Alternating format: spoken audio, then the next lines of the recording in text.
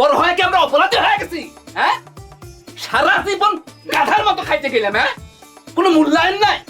আমার বউ না খায়া থাকে, হ্যাঁ, দেখার মানুষ নাই পৃথিবীর বুকে। বাবা কাঁদো কাঁদো হয়ে কথাটা কয়েই তো আমার রাগটা ফালায় দিল। না হলে এই সুকুমারে পৃথিবীর কোনো শক্তি ছিল না যে বিষ খাওয়ার ঠেকায়।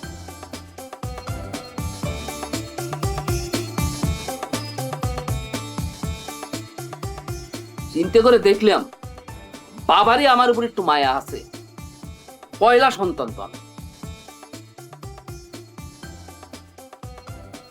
ও, তোমার তো সে কথা কয় হয় নাই।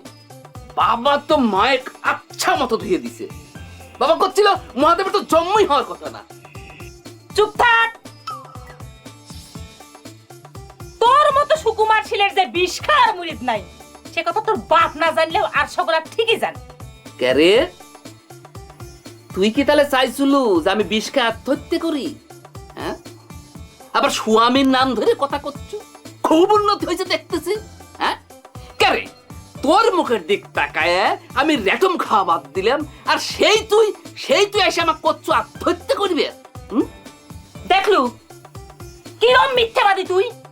হ্যাঁ, এতক্ষণ তুই করছলু তোর বাপের কারণে তুই বিষ খাওয়া বাদ দিছু।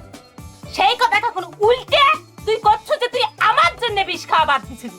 কেমন মিথ্যাবাদী তুই। আরে বাবার সাথে দেখা হওয়ার আগেই তো আমার রেটম খাওয়া হয়ে যায়, চিন্তায় পড়ে থাকি। তোর মুখখান মনে করে আমি তোমায় পড়ে গেলাম, সেই সুযোগই না বাবা যা হাজির হইল। আমার মুখের কারণ মনে পড়া লাগবে না।